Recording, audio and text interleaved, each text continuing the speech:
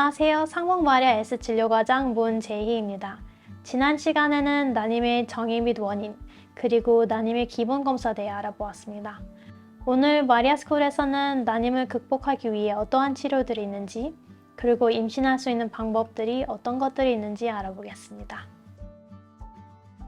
정상적인 임신 과정은 배란, 수정, 그리고 착상이라고 요약할 수가 있습니다. 즉, 셋 중 하나라도 문제가 있을 경우 임신이 잘 되지 않기 때문에 이를 교정하거나 보완해 줌으로써 임신을 할 수 있습니다.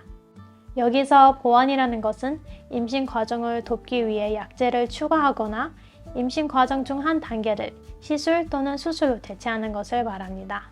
예를 들면 배란을 도와주기 위해 배란 유도를 해볼 수가 있고, 수정을 도와주기 위해 인공수정 또는 체외수정을 해볼 수가 있습니다. 또한 착상을 도와주기 위해서는 배아 이식을 해볼 수 있는데, 이제 하나하나 살펴보도록 하겠습니다. 여성의 신체에서는 매달 배란이 되어 내어놓은 난자와 정자가 만나야 수정을 하고 임신을 할 수가 있습니다. 하지만 난임의 가장 흔한 원인 중 하나가 배란 장애이기 때문에 대부분 난임 부부에서는 정상적으로, 규칙적으로 배란하는 분들이 많지가 않습니다. 이런 경우에는 약제를 사용해서 배란 유도를 하게 됩니다. 또한 정상적으로 배란이 되는 여성에서도 배란 유도를 해볼 수가 있습니다. 보통은 매달 2개의 난소 중 한쪽에서만 하나의 난자만 나오게 되는데, 임신 확률을 높이기 위해서는 과배란 유도를 하게 됩니다. 이런 경우 하나가 아닌 양쪽 난소에서 여러 개의 난자가 나올 수 있기 때문에 그만큼 난자와 정자가 만나서 수정할 수 있는 확률도 높여줄 수 있습니다.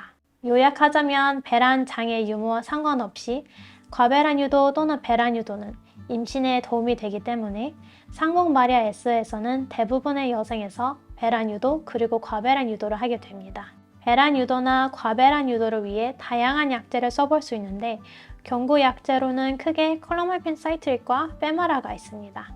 우선 1차적으로 사용하는 경구 약제는 비교적 저렴하고 안전한 클로말펜입니다. 이것은 생리 2일에서 5일째 복용을 시작하며 약 5일 동안 매일 비슷한 시간에 복용을 하고 난소의 반응에 따라서 약을 증량해 볼 수 있습니다. 부작용은 드물지만 없지는 않습니다. 두통, 구역, 구토, 복부 불편감, 안면 홍조, 그리고 시야 장애 등 다양하게 나타날 수 있지만 약을 중단하면 대부분 호전이 되기 때문에 너무 걱정하지 않으셔도 됩니다. 그리고 클로멜펜을 복용한 후에 자궁 내막이 얇아지는 경우가 있는데, 이것은 착상에 방해가 되기 때문에 그런 경우에는 다음 주기부터는 페마라를 사용하게 됩니다. 경구 약제 외에도 주사제도 사용해 볼 수가 있습니다. 흔히 사용하는 주사제는 난포 자극 호르몬 제제로 체내의 호르몬은 직접 투여하여 난포 자극 호르몬의 농도를 증가시켜서 과배란 유도를 하게 되는 것입니다. 난임의 원인이 오직 배란 장애라면 배란 유도 또는 과배란 유도만으로도 자연 임신이 가능합니다. 앞에서 설명드린 것처럼 클로멜펜을 5일 정도 복용한 후에 초음파를 보게 되는데, 이때 자궁 내막의 두께와 난포의 크기를 확인해서 필요하면 추가적으로 다른 약을 써볼 수 있습니다.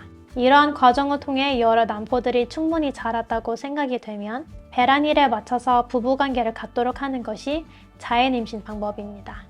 필요한 경우에는 배란 확률을 높이기 위해서 난포 터트린 주사도 맞으실 수 있습니다. 다음은 인공수정에 대해 알아보겠습니다. 인공수정의 정확한 명칭은 자궁 내 정액 주입술입니다. 말 그대로 자궁 안으로 정액을 주입하는 시술로 여성의 나팔관까지 도달하는 정자의 수를 늘려서 수정률을 높여주는 것입니다. 자연 임신과 마찬가지로 생리 2일째 내원에서 배란 유도 또는 과배란 유도를 시작하게 되고, 초음파를 확인하면서 필요한 경우에는 배란 유도제를 더 써볼 수 있습니다.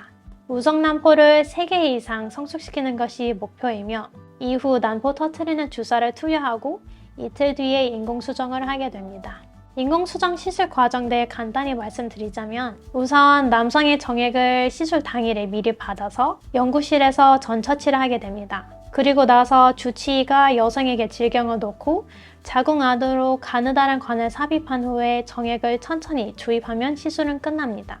인공수정은 마취 없이 진행하는 간단한 시술로 끝나고 바로 귀가 가능하시며 일상생활에도 제한은 없습니다. 인공수정은 다양한 경우에 해볼 수 있습니다. 우선 여성 원인으로 난임이 생겼을 경우, 예를 들어 자궁 내막증이 있거나 자궁경부 또는 배란 문제가 있거나 정자가 자궁 내로 잘 통과하지 않아 정자와 난자가 만나기 어려운 경우에는 인공수정이 도움이 될 수가 있습니다. 또한 남성 원인으로 임신이 어려울 경우, 예를 들어 정자수가 적거나 운동성이 떨어지거나 사전부정 등의 이유로 정자가 나팔관까지 도달하는 게 어려운 경우에도 인공수정을 시도해 볼 수 있습니다. 그 외에도 난임의 원인이 면역에 이상이 있거나 원인 불명일 때도 시도해 볼 수 있습니다. 만약 정액 내의 정자수가 충분하다면 매 주기마다 성공률은 8.2% 정도 됩니다. 하지만 인공수정을 3회 이상 시도해도 임신이 되지 않는다면 체외 수정을 고려해 볼 필요가 있습니다. 잠깐이지만 시술 중에 자궁 내로 이물질이 들어가기 때문에 감염이나 질출혈이 생길 수가 있고, 또한 배란 유도제의 부작용으로 인해 자궁의 임신이나 다태 임신, 그리고 난소 과자극 증후군도 발생할 수가 있습니다. 이 부분에 대해서는 뒤에서 다시 설명드리도록 하겠습니다. 다음은 체외수정 및 배아이식에 대해 알아보겠습니다. 체외수정은 말 그대로 난자와 정자를 받아서 몸 밖에서 수정하는 것을 말합니다. 체외수정 과정을 살펴보면 먼저 앞서 말씀드린 시술처럼 생리 이틀째에 과배란 유도를 시작하게 됩니다. 이후 초음파 검사를 통해 다수의 난포가 자랐다고 판단이 되면 난포 터뜨리는 주사를 투여하고 이틀 뒤에 수면 마취야 난자 채취를 하게 됩니다. 난자 채취는 굵은 바늘로 질벽을 통과해서 난포 안에 있는 난자를 흡인하게 되는데, 이때 시술을 안전하게 하기 위해서 실시간으로 지식 초음파를 보면서 진행하게 됩니다. 이후 남성의 정액을 받아서 마찬가지로 연구실에서 처치를 하게 되고, 이렇게 얻은 난자와 정자를 수정시키게 됩니다. 수정란이 잘 발달해서 배아가 되면 여성에게 신선 또는 동결 배아 이식으로 진행하게 됩니다.